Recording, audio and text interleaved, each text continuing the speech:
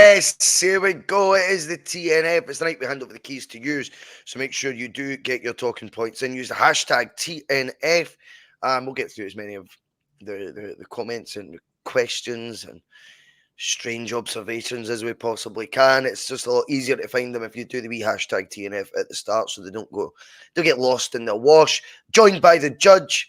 This is our first show since the PMP from the night that was in Germany, so it'll be interesting to get his thoughts on it. First and foremost, how are you, mate? You good?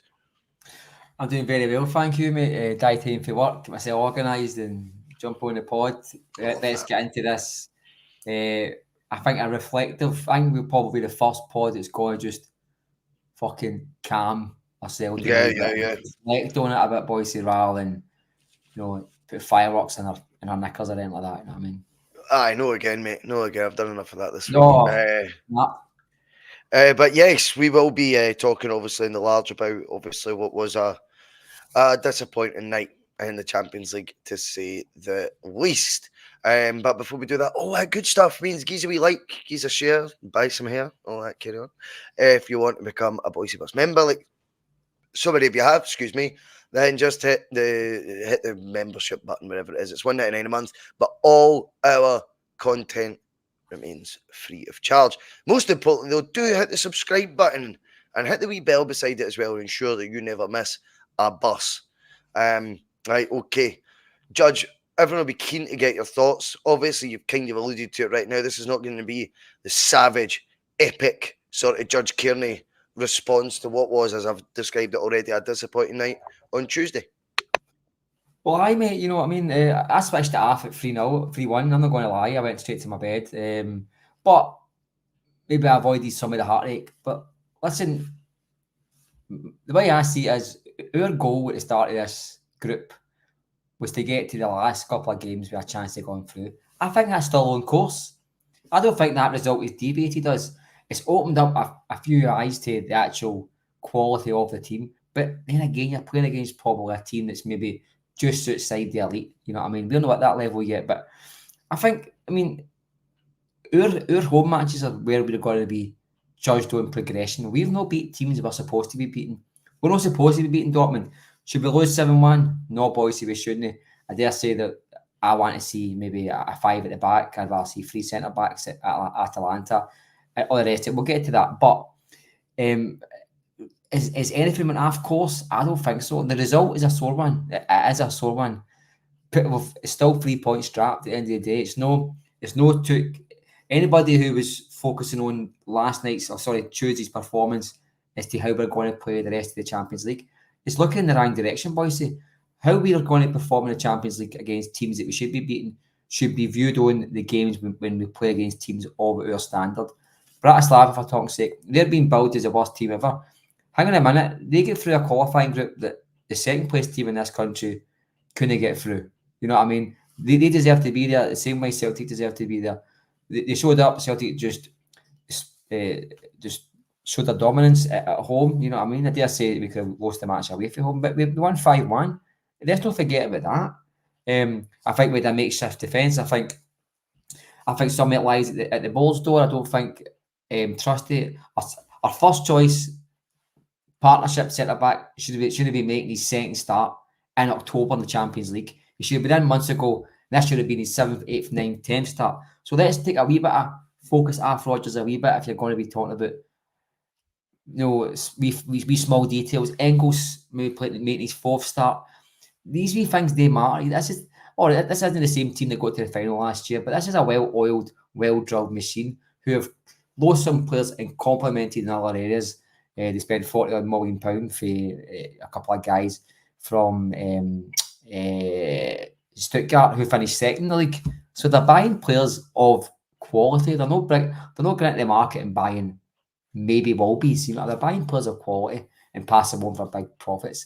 A team who made £500 million last year, it's got to be focused on as well a wee bit. But at the end of the day, I'm well versed in sitting here moaning about we're not good enough for that, not good enough for that. Now, I don't think that the Celtic squad is going to come in and start flagging their weight about the Champions League. But we're in the Champions League. We've got there through merit. Is our squad going to be reaching the last 8 or 16? Probably no, Bhoycie, but our goal at the start of this fortunate group of 8 games, which it's fortunate in my opinion. Our goal at the start of these group matches was, let's see if we can take the next step. We've won our first match already. First time we've did that. Can we get another 2 or 3 results and get to the last 24, which would then elevate the spending power for next year's budget, which might give us a better chance of going toe-to-toe. We didn't go toe-to-toe with Dortmund. We get toed in the balls, let's be honest. But you know something? We're not the only team getting toed in the balls in the Champions League this year. It just happened to be, we lost goals, according to my dad. Every goal we lost was just, if it could go wrong, it will go wrong. And that happens some nights. You asked St Johnstone last week. It happens some nights, Bhoycie. And I don't know about you, Bhoycie. Well, I think I do know. I'm no, as much as I'm angry about Celtic losing 7 goals, never accept that. We're too big a club for that. But you go to, when the dust settles and everything calms down, just reflect on where we are just now. Where we've came in the last 12 months, where Rodgers was struggling to get a team that played in his identity, and now we're complaining that he won't move that identity. The fact of the matter is, he signed players to play in his style. Hart spoke about players having triggers and when to move and when to jump and when to do this. That doesn't just dilute because of the opposition. I think he's built this team. It should be more flexible. It should be far more flexible. But I think when you buy their wage bracket, play in their league, and play to your normal standards within that league, that flexibility is probably harder to mould than a team playing in the EPL, for talk's sake, Bhoycie. I don't know about you. I think there's indeed a case for that to shift the mindset of the team, or to shift its sort of its shape, its sort of game plan, is such a fall off a cliff in terms of what they're asked to do domestically, such as the gulf we have over clubs domestically is the same gulf when we then face a Dortmund that, you know, or that like that have over us. And I'm in two minds. I mean, my philosophy, I've got to stand by what I said on Wednesday. I mean, my philosophy is, not that I'm a manager, but my philosophy is you've got to win fucking football matches, you know, or get results in football matches. You know, that's the industry you're in. I feel like sometimes when there's this inability to change or adapt, yes, that means that the squad's in the manager's sort of image, and the team will play as such. But I've got to be honest as well and go, when I look at that, if it's that one-dimensional, there's only one winner in these situations, that's the manager. Cull comes off, and we score a few more counter-attacks, and Dortmund have an off right in front of goal, he's a genius. You don't get the same criticism levelled at you if you play that way, and that puts a sort of protection blanket, if you like, around a manager. We've seen it with, you know, I think, you know, years gone by with Rodgers. Firstly, Lennon was different. I thought he played the fixture.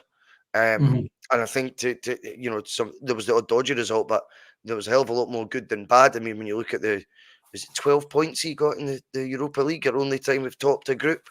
And then you went to Ange, and Ange had some absolute horror stories in Europe. He was knocked out the Champions League by Midtjylland, knocked out the Conference League or the Europa League, whatever it was, by Bodo Glimt, 2 points in the Champions League straight out.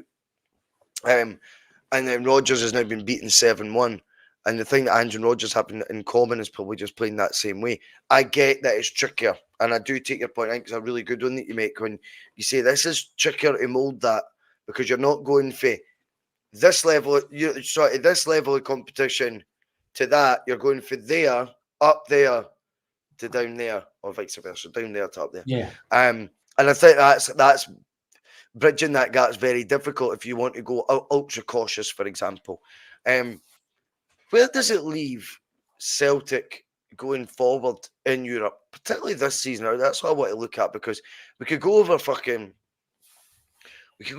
years and not qualifying, but at the end of the day, it's this set of players, this manager, this era that really is all we could sort of focus on going forward. And this is where Smell the Glove comes in. Here's the first post that we're putting up. Remember, hashtag T.N.F. I've said that about 5,000 times now.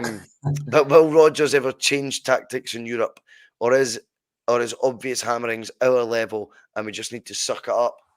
I think you've kind of alluded to it as well, Matt. home and away are two separate entities almost for Celtic in Europe, and that's been proven this season as much as you could look at the last 20 years and build an even stronger case for it. I don't want to do that, but looking at the here and now, I think Celtic Park's certainly somewhere we want to become a fortress again. I think we go into the remaining home games still full of confidence for what we did against Bratislava. Yes, we should have beaten them, but we beat them emphatically. We did what we should have done, and that was impressive. Now, when I look at Rodgers ever changing his tactics in Europe, I personally think he's in too deep to do it. But I would. But I'm not the manager. Will Rodgers ever change his tactics? He might one day.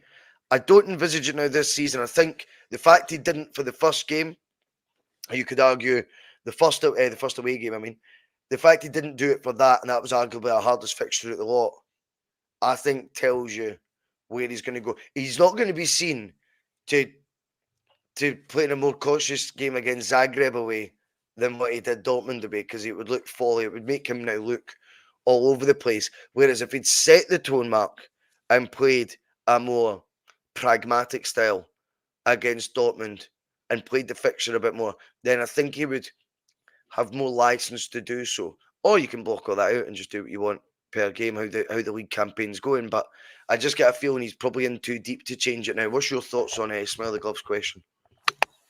Well, my dad was saying that Rodgers said he's not going to change it, so I take my dad's word for that, and I take Rodgers' word for it. But I think within the formula, within the tactics, Bhoycie, there's tweaks you can make. You know what I mean? You don't need to have Cal McGregor sitting in front of the defence. You know what I mean? You could have Cal McGregor and Tatati. You know what I mean?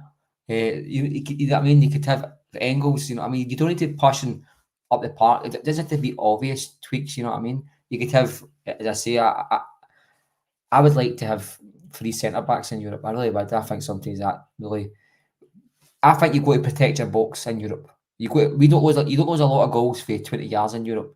These teams are technical. They will get to the byline, and they won't think first of all to cross it in. They'll play the ball through you, boys. You got to protect your box, and I think without getting in each other's way, we need to protect the box. But you still play with your inverted fullbacks. You can still play. You can still play with like a Valley or a Bally or a De Taylor and your Johnson.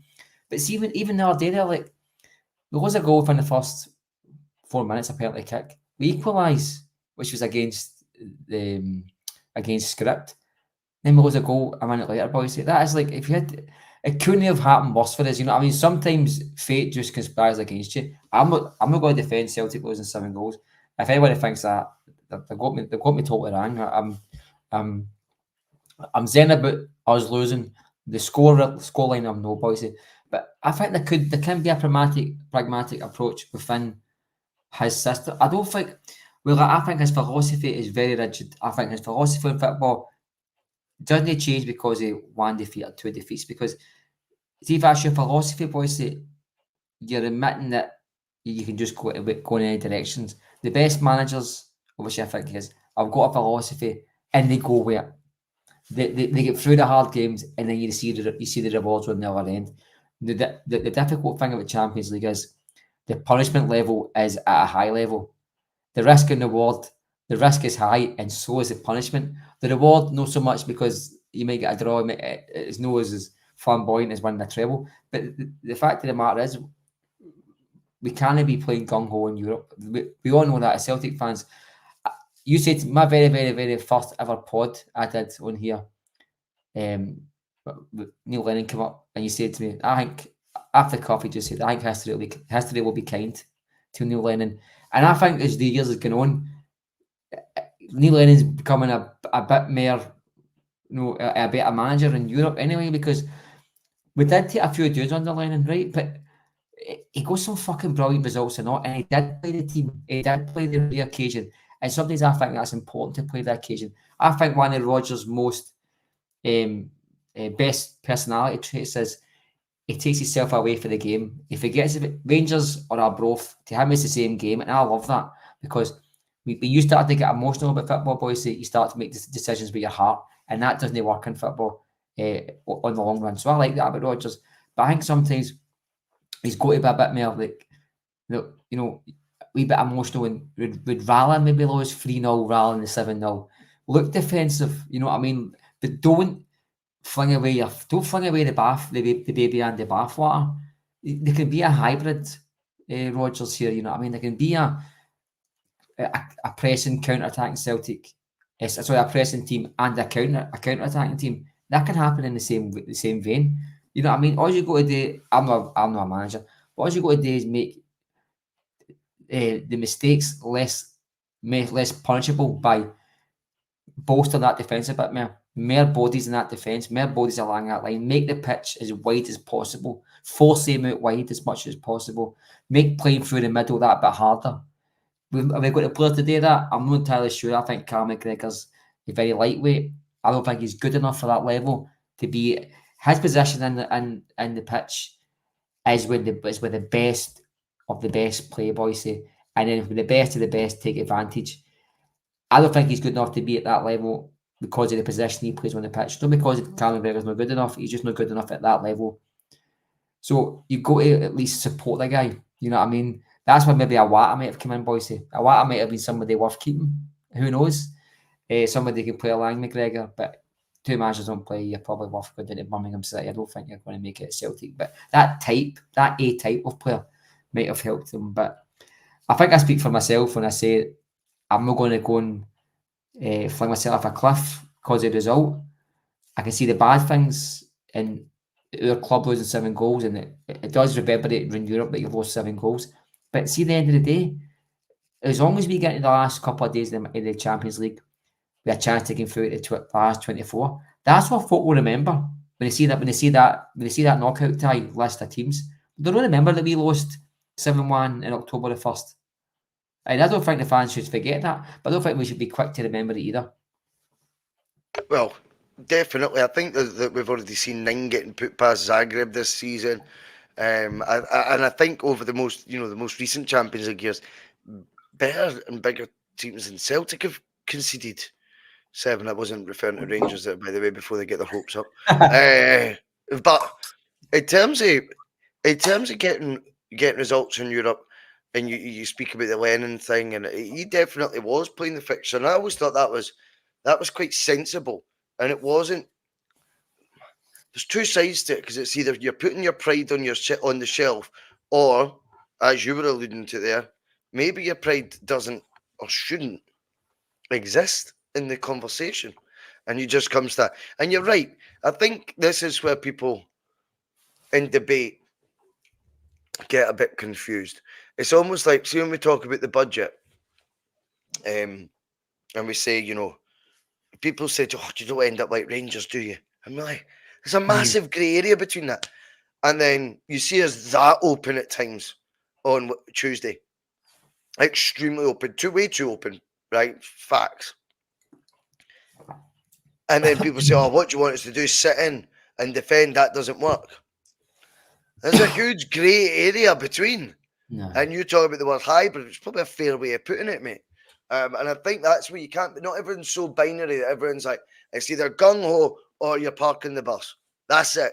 Don't be so ridiculous. There's a million ways to, what is that I used to say? Many ways to skin a cat. And I think it's important that, we try. For me anyway, I would try.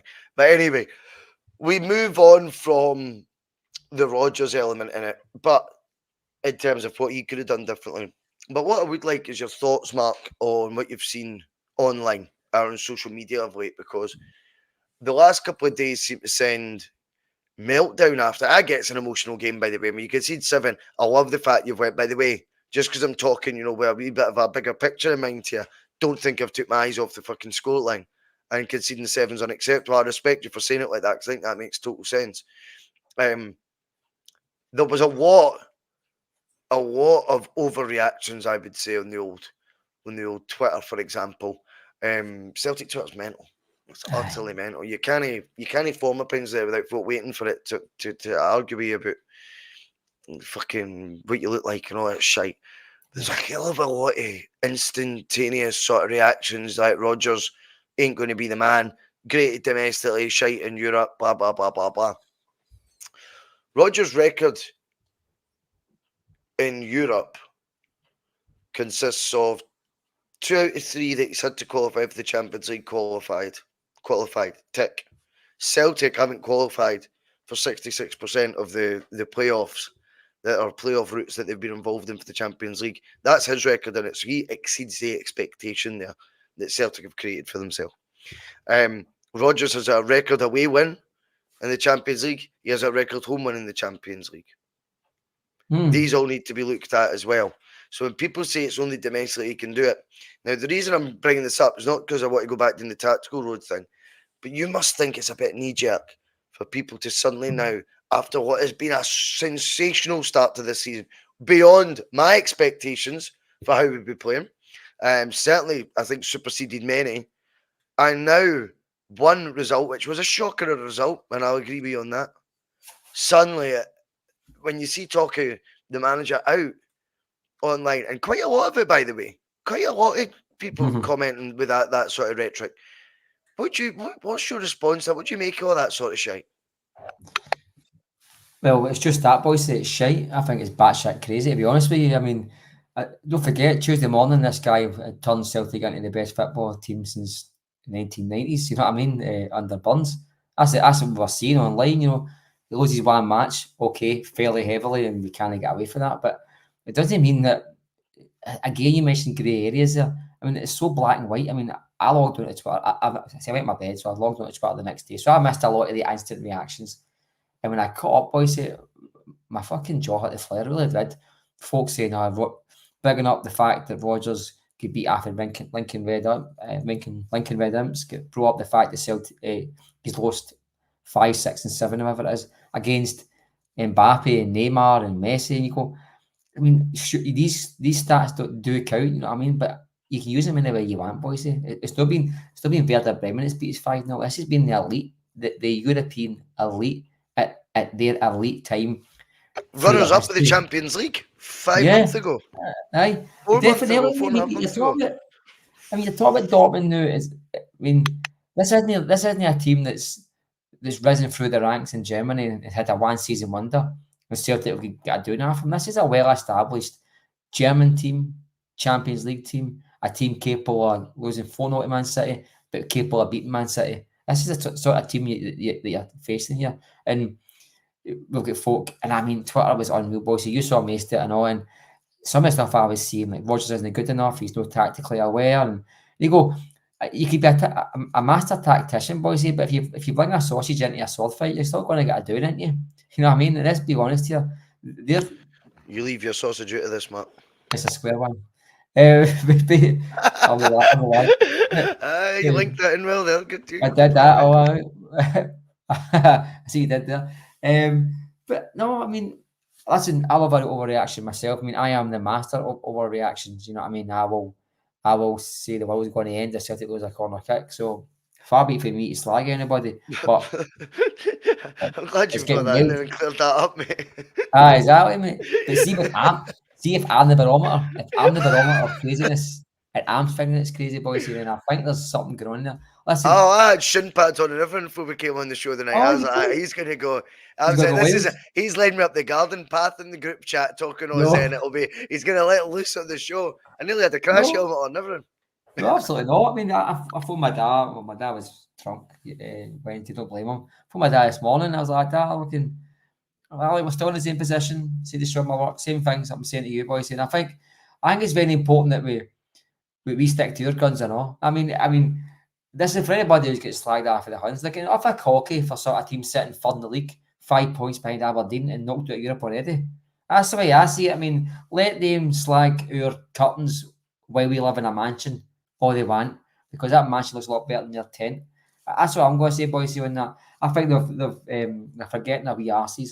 And let's get to another point very, very quickly if we can. It's Celtic are, and I hate mentioning money, boys. I hate mentioning money because when we beat St Johnstone 6-0, I'm the first one to applaud it, right? But we're up against a team made £500 million last year. It dwarfs our £125 million, which in Scottish terms is Everest.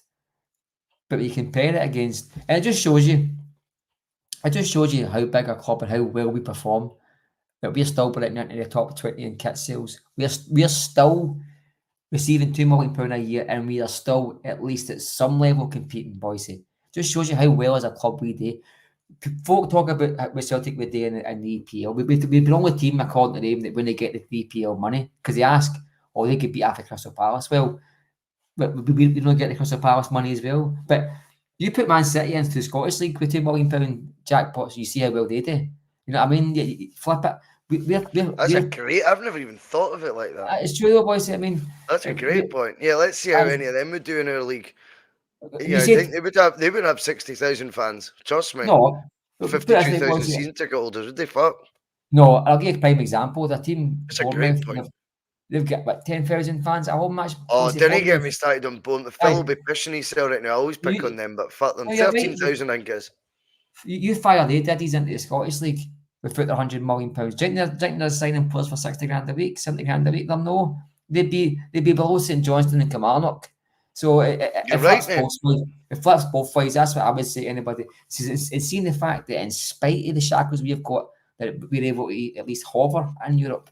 Rangers, to be fair, the fact that we're able to even hover, never mind fly in Europe, tells you how good we're doing. I just don't think it's fair that, as much as I was very not interested in Europe for years, I always wanted Celtic to win. But I think it's very unfair when we all go off our nuts and start to reflect on Celtic as a club and where we're going with this manager, because the very, very, very elite beat a team that they should be beating. All right, in a manner that isn't befitting a Celtic squad. But you know something, boys? See if you actually said a £500 million team beat a £100 million team 7-1, you wouldn't fall off your chair, would you? You just No, happen to be Celtic on the receiving end of it. no, you're absolutely right, mate. You're absolutely right. And you wouldn't fall off your chair. Stubbsy Sauce says, someone mentioned sausages. Starmer will be on the phone to Mark soon. Clever part of that. What happened there? What was this with sausages? I missed this with Starmer. Is there no worth repeating? Yeah, I'm not going to go into politics and all that. No, is it a bad one, aye? No, really, but it's worth taking the piss out of. Well, yeah, I'll catch up with that. But with regards to another player, that seemed to get this sort of real, again, OTT for me, Mark, hatred, and that's how I would describe it, was Trusty. I'm glad you brought up, his second fucking start. It's October. I'll go back to being consistent on the window. The window is steps in the right direction, steps that should have been made windows and windows ago, right? Or steps in the right direction shouldn't even have been in the conversation. We should have been in the right fucking direction for the get-go. And Celtic spent money once the Matt O'Reilly money was secure. Yeah. That is what happened. Celtic had vast resources, vast resources to get all the transfer business they did do done with or without the Matt O'Reilly money. Let's have it right. People forget, and this is where I'll fucking come back to anyone who said, oh, they're in the door now, so what's the problem? No point in complaining now, they're in the door. Well, there is points in complaining, because it impacts other aspects. And I think the Trusty one is a prime example of it. He didn't benefit from that pre-season tour, which I think has been so crucial this year, and I will keep saying that. It blew my mind when I watched us playing in America. I watched both games, against the one against City, the one against Chelsea. I didn't watch the DC United one. I watched the other two live. And engrossed, just going, what the fuck is happening here? I was so impressed with our output there that it did give me confidence for this season at that point. What's then went on to happen is we've brought in players to supplement that too late in the window that would have benefited far more from being a part of that group that seems to have, also the trophies helped at the back end of last season. I think that all seemed to have helped. Something clicked in pre-season. The methods, the training methods, however the message was getting delivered maybe by management, something's changed.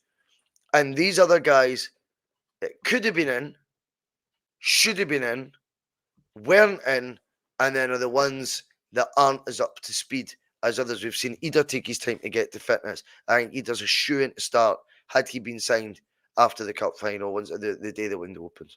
I think he starts instead of Kyogo in those sort of games.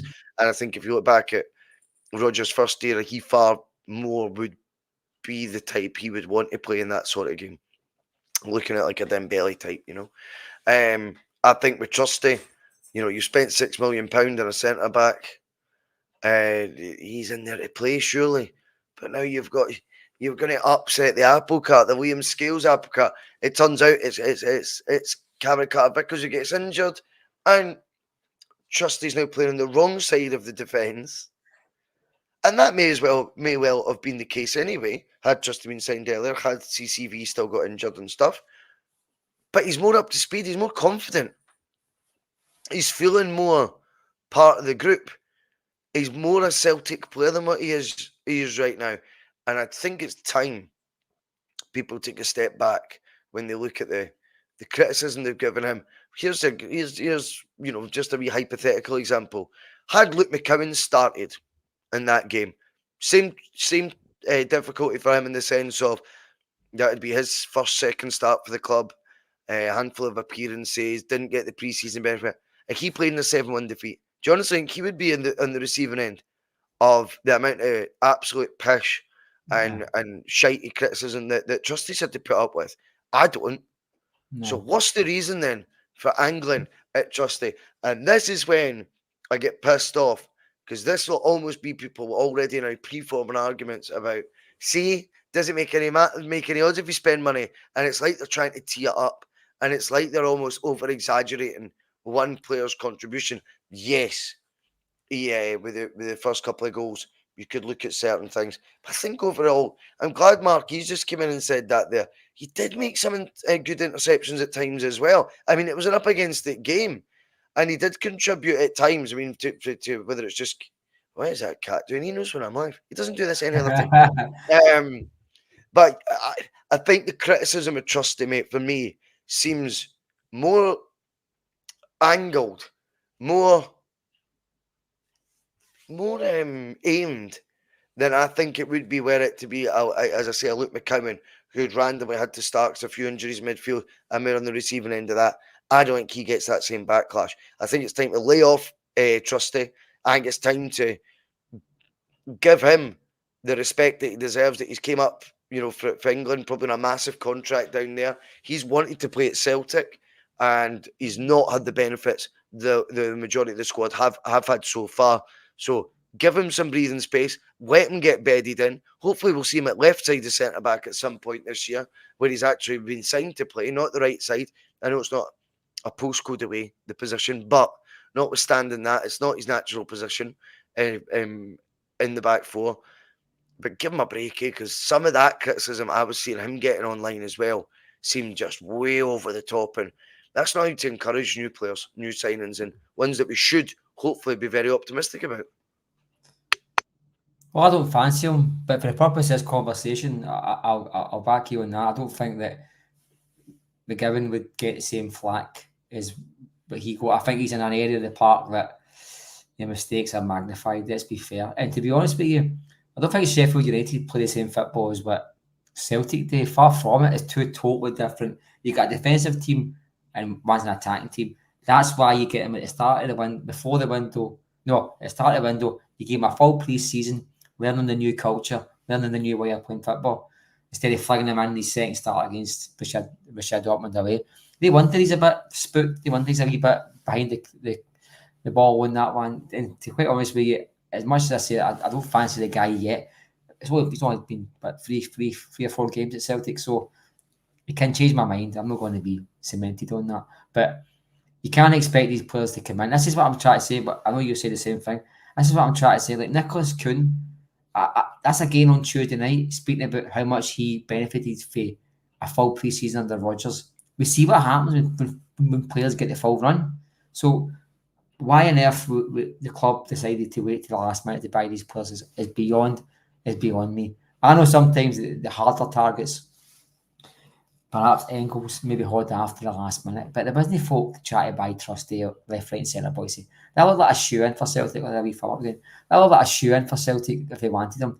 Now, I think maybe, it's not been mentioned yet, but folk have maybe get this £6 million in the back of their head thinking this is a £1 billion, like he's going to be dynamite. All right, he's not lived up to any real standards as yet, but if that's what if they're thinking a £6 million player is going to be night and day, like Carlton. Yeah, it's Chris Sutton levels in that. Aye, it's Do you not know what going to I happen, mean? boys. It's not the same Yeah. 6 million. It's not No, the it's- same 6 million, Mark. Well, I think £6 million 24 years ago translates to about 14, 15 million pound now, given inflation, boys. So Aye, that's in real terms, not football terms, I Mark. know exactly, boys. Football terms, you're talking 40, Well, 50 million Sutton was. there's an EPL winner with one bad season at Chelsea go for £6 million now. No, he goes for £40 million. You know Oh, what I mean? God, I aye. know, and I mean, so I mean, an English cap and all, it doesn't happen that way. You know what I mean? But And that English was a time title as well. What's that? He won the English title as well as the Golden He Boot. won the EPL, and he at one point he was in the top goal scorers list at one point. He won it. He won it shared with He won it shared with like 3 players one year. Well, He you shared go. it. He shared it. So he's a bona fide Golden Boot winner of the Premier League. There you go. So you don't get that. You don't get that for 6. You don't. It just that was the times. Don't get me wrong, but the point still stands. We're not signing the elite here. You know what I mean? We're signing a player who was a huge part of a team that get relegated, lost something like 4,000 goals. Do you know what? We don't get the players who stay up. We don't. So you're gonna get the ones who fall off the wagon. But this is what happens when you buy them. I think timing is everything. Anybody that thinks that players can come in on Monday and start on a Tuesday and they're fine, it doesn't work that way. You need to have players in. Anybody that starts their shift late in work knows it's hard to get into the swing of things. Can you imagine coming in 3 months after everybody else to work in as an elite athlete? It must be difficult. We saw what happened to Giakoumakis. I mean, he took what we talking about, say January for Giakoumakis. Well, he came in October. He was at his first start. I think it was his first start. And he was against Livingston. I was there, and he missed a penalty in the last minute. That's right, aye. And that was late. That was that December, October. That was December, January. Did they come in as early as that? It was October, but it was like it was late October, I'm sure. But then again, this was a guy who went to the comp. He then got, because I'm sure he got a run up to Christmas because Kyogo got injured. Shoulder, whatever the injury was. Aye. So, but anyway, it's still, Mark, it was 3 months since pre-season had began before you'd seen Giakoumakis. You know, it's fucking nonsense, mate. Yeah, that's how you buy them straight away, boys. Because first of all, if you want them, you get them. If you're differing, you're havering, he's not your man. So move on. That's my opinion on life in general. But is it based just on price tag, though? They do want him, but they're just set in this mad way. Of course. I think it's got to be that, eh? And you gamble both ways, because before you know it, there's 3 teams desperate, and that 6 million goes to 7 million. So you gamble both ways, you know what I mean? We just happen to be the club who's always holding off. Every week we don't get a player, we're saved 18 grand or 20 grand. This always seems to be the way. But I think results like Tuesday, see when you add up some of the things we spoke about players coming in late, know the standard that for this level. See you add up all these small factors, Bhoycie. Results like Tuesday happen. Now, a lot of these factors Celtic can control, some we can't. But see the ones they can control, they're not all on the manager. I think off days can fall on the players. I think everything going against you can just fall into life, you know what I mean? But we look at the club and how the board, and we got the players in, and we all ambassador the club during the window for the reasons we're sitting here just now moaning about them. Is they let us down. Don't think because Peter Lawwell told us to calm down, we've got a plan, and then a plan did come out, that they'd a plan that all along, and we're sitting on the outside. That isn't always the case in football. Sometimes they do panic.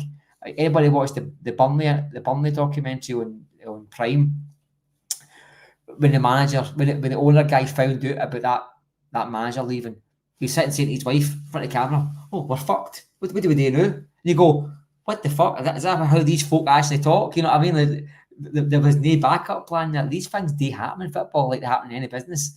And Celtic are just lucky. And I'll say it again. I said it in almost every pod this year.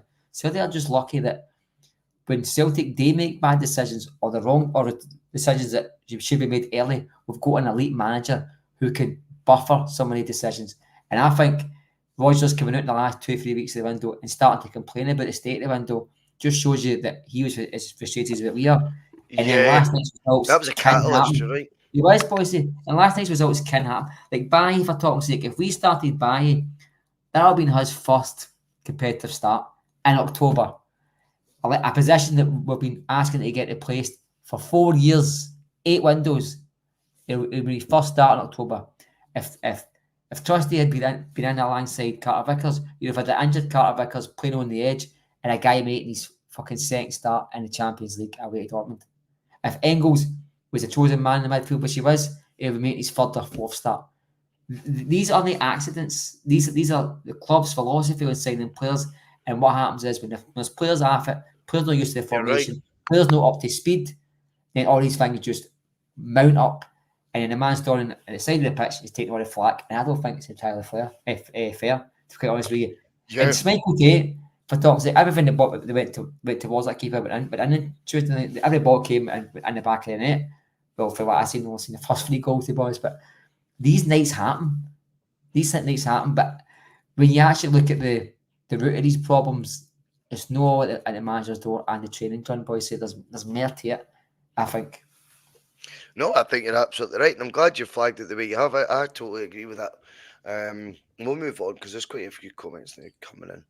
But yes, David Scullion and Kierdo are both asking about the new Adidas Clobber. It's that retro look. I think they've done it for quite a number of clubs now. I would have liked the old, this type of logo, the tree foil, right? I would have liked that to have been on an actual match day kit. I think United have it on one, but they've still not went full hog yet. It's just this bit. For those who are listening on Spotify, I'm covering up the word Adidas, so it's just like the wee leaf.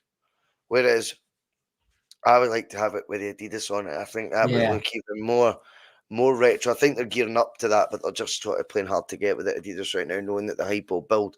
In terms of the club, I mean, it's all right, man. I don't think it's.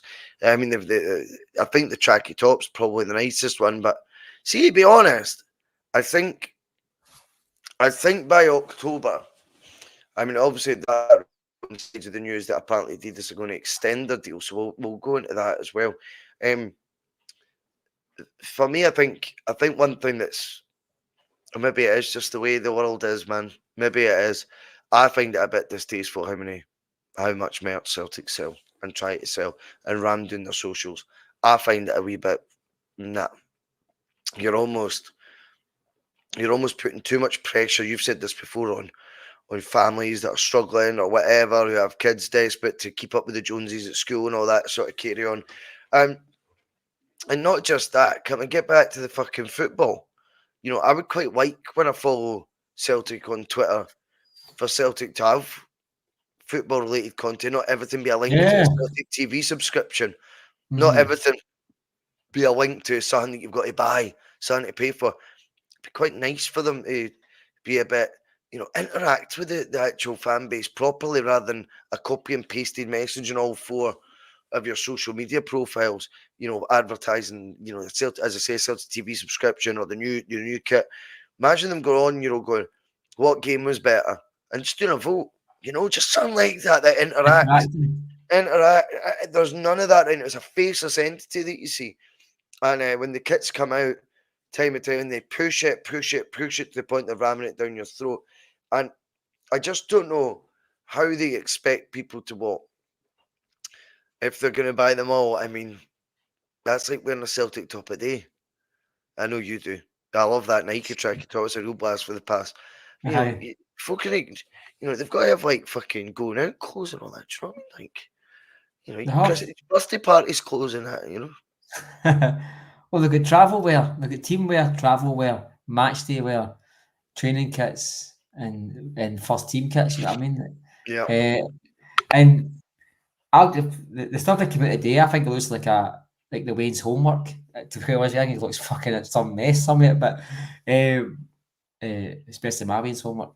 But no, I agree with you. I mean, why? I get Celtic are commercial, right? But the only time they talk to you is if they're trying to sell something or promote something. I know Celtic only they've always this being up in the sky. It's a wee guy with glasses typing away in a laptop. I know that, right? But it doesn't mean they can't interact and have somebody next to them saying, how can I answer that without it legal here? You know what I mean? I don't mean answer stupid questions like, are you playing hanging tomorrow? You know what I mean? I don't, but you know what I mean? There's no interaction. There isn't anything as simple as you just said there. What was your favourite goal in Sunday Celts? You know, the things like that, it would maybe just at least, you know, get the page trending. It's all about kits. And by the way, I totally agree. We see this carry on about like selling kits, and and there is people that are struggling now and see the amount of stuff they bring out. The kid next door's got it, so your kid wants it. You know what I mean? And if it's considered, boys, when I was away, and you bought what you get your home kit that lasted. You used to say on the used to say on the tag, this kit will have a guarantee for 2 seasons. Do you remember that? You used to say on the tag. Yeah, I remember the debate. I think about it often still because Luton Town did it this year. Aye. Did you know that? What's that? Luton Town did it this year. Oh, good on them. They kept their home kit for the second year. They said they didn't want to take too much money off their fans. See any team, any club that does that, fucking. And just something, boys, that you can still milk the fans. You don't sell. You can still bring out a 4th kit like we do anyway, and you're going to buy it. But the gesture is there, the goodwill is there, the PR is there. You know what I mean? Celtic just. I would just be doing one home kit every 2 seasons. Keep it full price, by the way, for the full first 18 months. Don't reduce it. You know, right? Don't reduce it. And secondly, change the away kit every year. See if you change the first choice away kit every year, for example, or the third kit, as you say, and you've got that consistency. I think the kits become so much more iconic, and I think as a look, I would find it far more in the Celtic ethos. If I find it more in the ethos of being a fucking decent sort of business as well. Do you know what I mean? Well, if you get your cupboard in the boys, sorry to interrupt you, boys. I didn't mean to interrupt you. No, you're fine. No, you're fine. You get your wardrobe just now, and you pull out the strip Jota wore on his last goal for Celtic. That was what 14 months ago, 15 months ago, something like that. We've had that's 3 kits ago. That's 3 home kits ago. That's not even if you wore that to the shops for Blether, check out remember the old kit one. There's no rate, it's just an old kit. That's only a year old. You know what I mean? And that's 3 kits ago. You know what I mean? And I've got them all like in my wardrobe. I've got them all lined up chronologically. I go, right, that's 2015.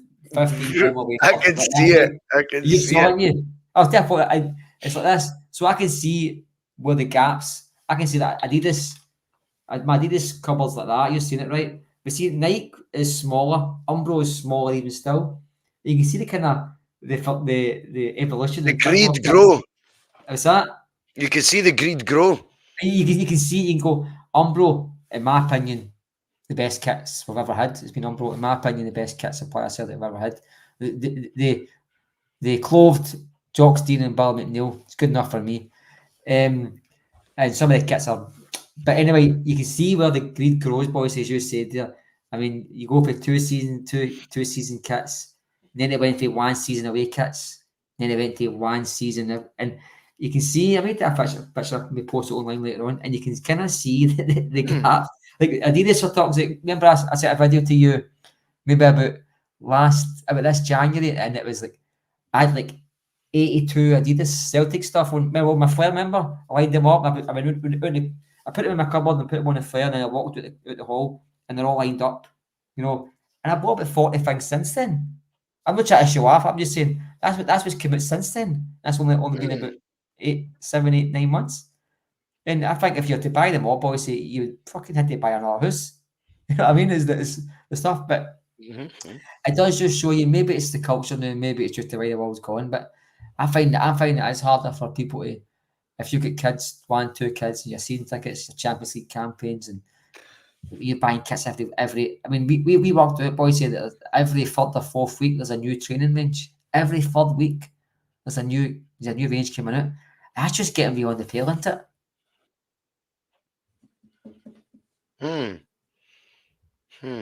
What's Chico saying? I can't see that.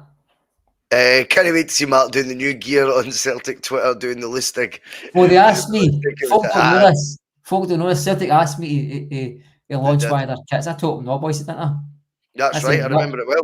I said no. Until the day you get me the front cover of Bhoycie's Wish CD Christmas, I'm not doing it. I'm not doing it, Bhoycie. That is Bhoycie's wish. Definitely, mate. We're going to go 1 year, won't we? That DVD for charity. Get Lee McGrandles to do the beat, to do the harmony, and I'll do the vocals. Christmas Bhoycie's wish for the Christmas single. I'll just stand in the front, just like Celtic on Twitter, try to sell a kit. Please. the wee guy, what's that movie from the Waynes, and he flings money for a turkey at the window? What's that called again? Mr. Scrooge. Oh, yeah. Lavia. Yeah, wee goody horns. These are good. He's Ebenezer good. Right, T.N.F. Should Brendan really be judged after the ache? I think this is meant to say shouldn't. Stubbsy sauce. Shouldn't Brendan really be judged after the 8 games in the CL and not just 1? Well, of course. And I think so should this Celtic team in terms of where they've evolved to this year as well, because I agree with what you said on this one. I said it on Tuesday night as well. The fact of the matter is we are exactly where we thought we would fucking be. Right? And that is 1 win, 1 defeat. That simple. That's where we're meant to be. Record home win in the Champions League. And not even Brendan's record defeat away from home yet. So in the Champions League. So that just goes to show you. I mean, Mark, we expected 3 points after the match to still be on 3 points, I should say. That was the expectation level we had. Beat Bratislava and we'll probably lose to Dortmund. No one's excusing the manner of the win, but I think we definitely keep going, mate.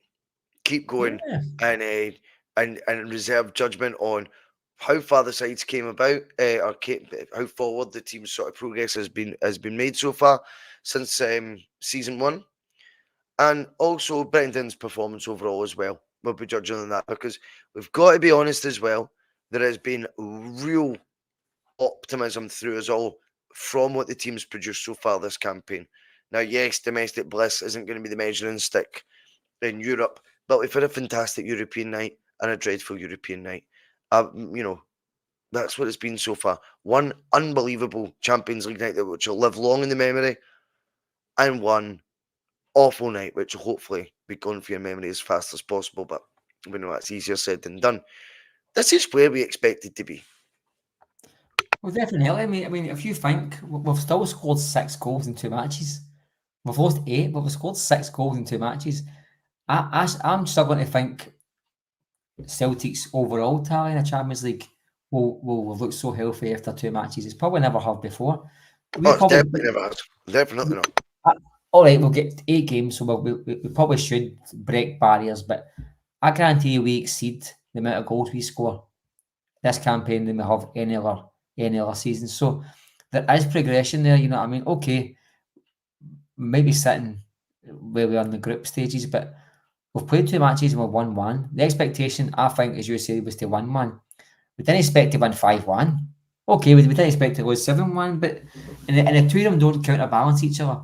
But you got to take the positives and negatives, and I think you have to be a right hard arse, not to at least appreciate the level Celtic got to in the first match, Bhoycie. And the level we've got to, I think, this season at times with some of the displays have been a joy to watch. And Sunday, I'm not just. How good was Sunday? Well, let's get your thoughts on that. We haven't even had that. I don't want to go over the whole game, but some of that football you've seen, you described it in the group chat as the Harlem Globetrotters. That was phenomenal stuff. Well, Hugh Keevan said off the ball on Sunday that it was the best he's ever seen a team play in Scotland. He says the best he's ever saw, and he's in his 70s. Hugh Keevans has watched a lot of good teams, and he says it's the best he's ever seen a team play in Scotland, and that was on Sunday's off the ball. And maybe he's right. That's big praise, Bhoycie, for a man who doesn't dish out praise very often.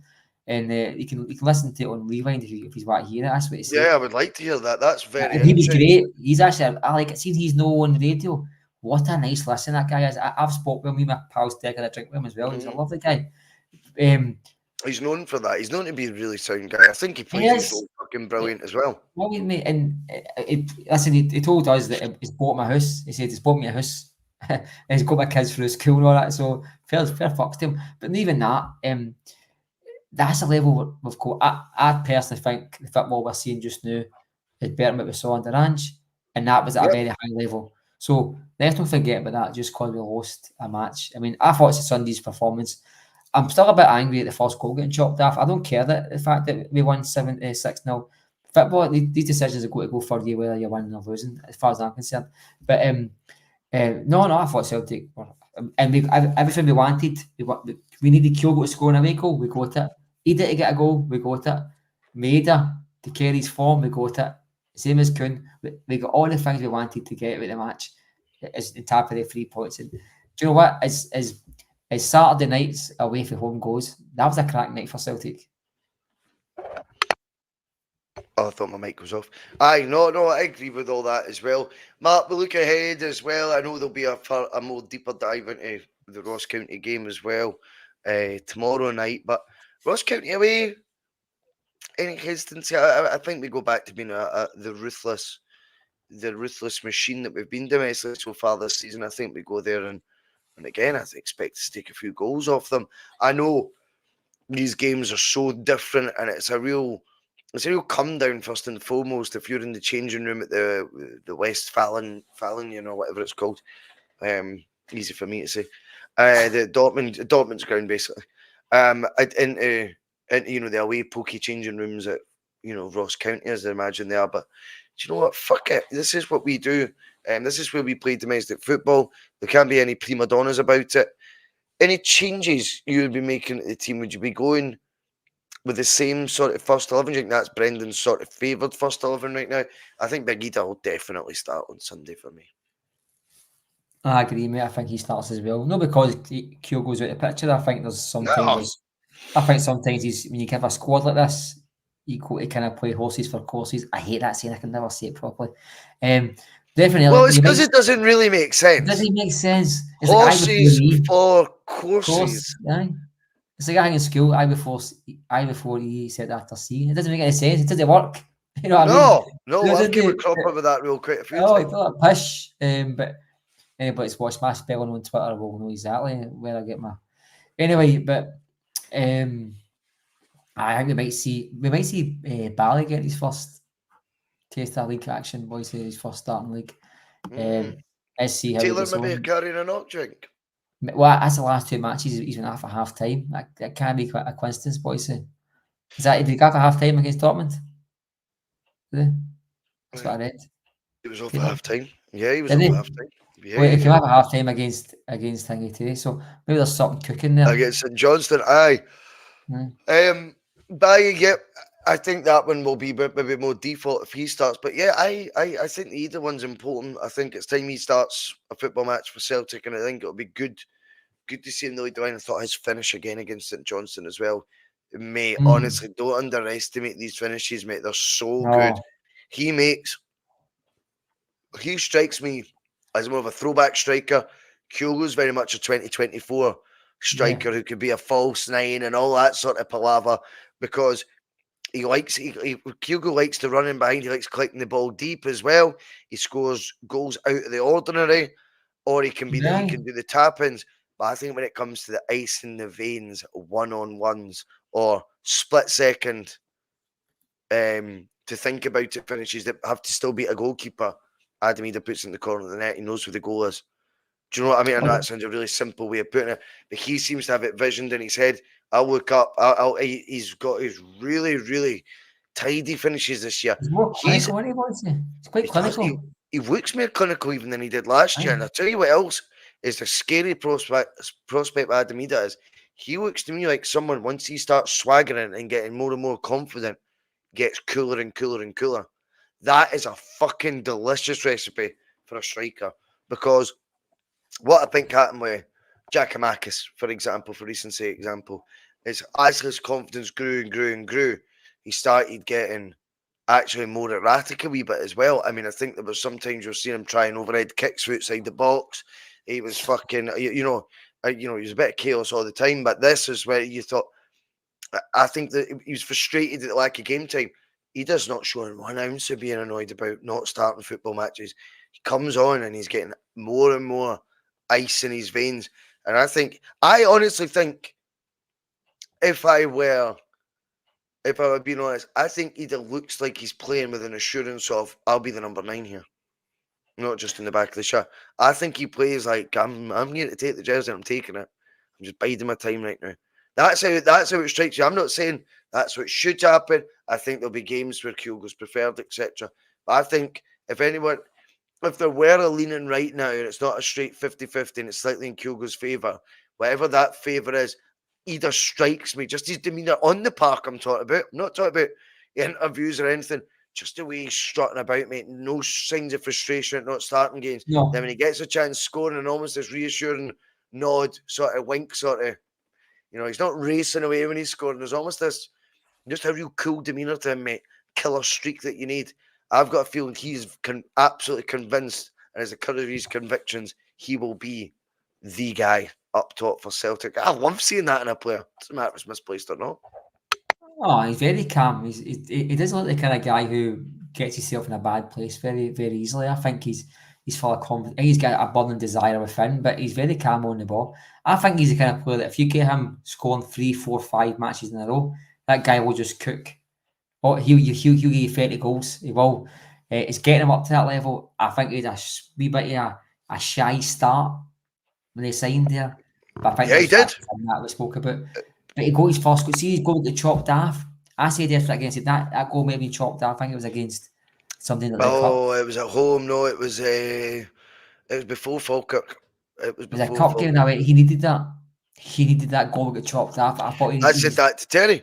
I said, did. Terry, I Well, generally said that will not affect that will affect his any harm because did what he had to do. He wasn't the one offside. He needed. I'm so glad you thought the same. That was exactly how I viewed it, mate. And he knew, and since then he's had his first Champions League goal, and it was a beautiful. See that we finish and he used the back of his heel and just kind of placed that away for the keeper. One touch. That was a beautiful finish against Slatan. And he did the sort of step over him with his leg before he's finished it. He's class, mate. He's a class. It's a great debate. Even that finish against Butland and at Ibrox, I mean, the keeper looks clumsy, but it was drilled to it was drilled to the near corner. Like when Archek's goal at Ibrox back in the day, most keepers expect you to go to the near post. See, go to the far post. See when you're that cheeky and you go to the near post with pace, they're hard to stop, boys. Saying, I mean, that's what he did that night, that day. Sorry, and I think he's just got confidence all written off for him. He's new an Ireland player. He's playing almost every game for them as well. God, I knew he's a bona fide Celtic striker now and on. So we will reap the rewards. I mean, there's nobody's ever get worse with competition. I think Kyogo knows that there's a guy behind him who's good enough to take his jersey, and Ida knows he's good enough to take the jersey, and that is good for Celtic. If we had that level of competition at left back, right back, I wish. You're so right. I think we'd be a better squad for it, Bhoycie. And if we can at least get to a stage where we're now, well, I think we're close to it, where we're hand-picking games for each player. Kyogo, I think, is home against Hearts. Ida is Tynecastle. That's just the way I see it. You know what I mean? I think that's true, and I think that is how they'll be utilised. But I do think, and the shift in balance will be. I think Rodgers will lean towards Ida more. If there were to be a leaner, I think it'll be Ida that Rodgers will end up leaning to. Anyway, that's just on the Mark. You making dinner? You cooking in that immaculate kitchen of yours? No, I had a wee bit of toast when I came from my work, Bhoycie. That's enough for me. I don't eat How much. do you just have toast for your dinner, man? Because I just drink water all day and drink green tea. Do you? Oh, that's all I do, mate. It's good for your skin. Drink as much water as possible. I drink loads of water. Oh, I drink hundreds it. But you just didn't have tea. Just get a bit of it. I can't be asked. You can tell by your kitchen you don't eat much. No, but do you know something?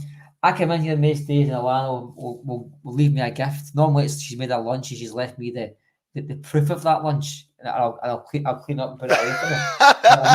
There's no gift tonight, or there was a wee dish I had to wash. But other than that, I just clean it constantly. Because it's white, Bhoycie. I need to fucking bleach the thing constantly. I had to bleach it the other day. Mark, I think you would be cleaning it anyway. I would be. I love busy kitchen. I'm having it. I went to Marks and Spencer's after what, mate. A real rare treat. I was going, here. A steak? No, I've got smoked haddock, mashed tatties, March ties and a cheese sauce I'm going to have with it. Oh, very Oh, nice. Very it nice. goes well. And I got wee smoked salmon parcels that have got soft cheese in the middle as well to start. Oh, I'm good to such myself, mate. a, such Did you a know the reason? low-key posh eater, aren't you? Oh, aye, you're never in I Korea, really, mate. you see if I saw you at 10 at night with like 14 cans of fucking dark fruits, I wouldn't be thinking he's away for a fucking smoked salmon, you know, he's away for a kebab. I Yes. know. Well, I know. I've always been like this. It's weird, man. It is weird because folk at work that so like that. You fucking eat all right, eh? And I'm like, oh, you've got to eat well, man. I take everything else pretty seriously, partying and all that. So I've got to eat well. I've got Maybe to that's how get you're those still vitamins. alive. Maybe that's how you're still breathing. I mean, all the fish oils and all the omega I threes know. and all the protein, all Oh, the I do all that as well. My fish and all that. I do all that. oh, I think I've For got at cod least liver oil. 9. You're Cod doing no liver bad. oil. No. What was I going to say there? But I did another thing, right? There's an app called Vinted, and I sold my first jacket on it. I can see how folk get addicted to that. So you go up to this locker thing, right, in the town centre, right? And you just scan the wee code in it and it just goes, this locker just bursts out. There's like hundreds of them. And it's just, it could be any door and it just slams wide open. Oh, Popped in. I just got a wee buzz today. I was like, what else can I sell? I'm going to sell hundreds of clothes in it. yeah. Oh, I've seen your wardrobe. It reminds me of like a Channel One's Quizmaster's wardrobe and some sort of acid trip for the 80s. But there's some good stuff in there. Oh, They say to you, Bhoycie, there's an innate part quiz program starting on Channel One next week. You want wardrobe? You'd just say no. I've got the full kit in there. But you really do oh, like. it's so true. 427 Bhoycie phone and a cheese board in at 1 a.m. Hi, Trusty. Back it off. No. No. Any breathe. That's brilliant, Pat. Absolutely brilliant, Pat. Anyway, Judge, always a pleasure on Thursday, mate, getting you on. I hope everyone enjoys the rest of the night. Thanks for joining us on the bus. Always great to be on the channel as and when we can. Thanks again, Chief. Cheers. I'll see you all Cheers, later. guys.